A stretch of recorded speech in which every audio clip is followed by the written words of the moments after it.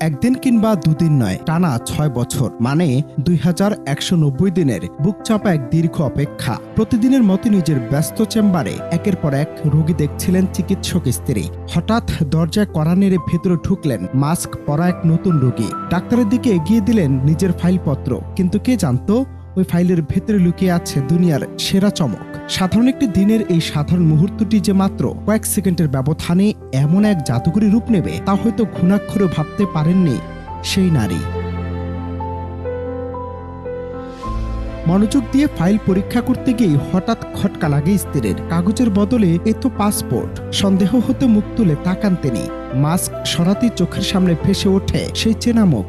দীর্ঘ ৬ বছর ধরে যে মানুষটিকে বলে স্ক্রিনে দেখে এসেছেন তিনি, চোখের সামনে প্রিয়তম স্বামীকে দেখে নিজের আবেগ আর ধরে রাখতে পারেননি। মুহূর্তে চেয়ার থেকে লাফিয়ে উঠে জড়িয়ে ধরেন স্বামীকে।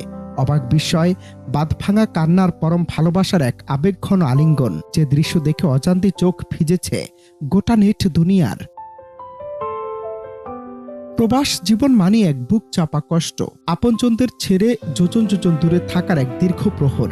দেশে স্ত্রী যখন তার ডাক্তারি পেশার একাকিত্বের সাথে প্রতিনিয়ত লড়াই করে গেছেন, স্বামী তখন ভিনদেশে পড়ে থেকেছেন পরিবারের ভবিষ্যতের জন্য। অবশেষে সব অপেক্ষার অবসান ঘটিয়ে কাউকে কিছু না জানিয়ে সম্পূর্ণ সারপ্রাইজ দিতেই রোগীর ছদ্মবেশে হাজির হন এই প্রবাসী। শিক্ষা নিউজ রাজস্থানের এক স্যান্ডল থেকে ছড়িয়ে পড়া মাত্র ৩০ সেকেন্ডের এই ভিডিওটি আসলে হাজারো প্রবাসী পরিবারের না বলা গল্প আর অপেক্ষার মধুর পরিণতির এক জীবন্ত প্রতিচ্ছবি।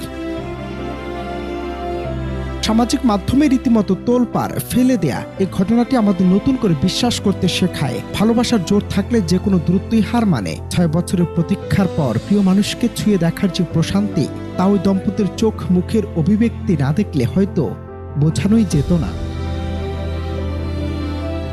অনন্ত হাসান মাসুদ, বাংলা টিভি।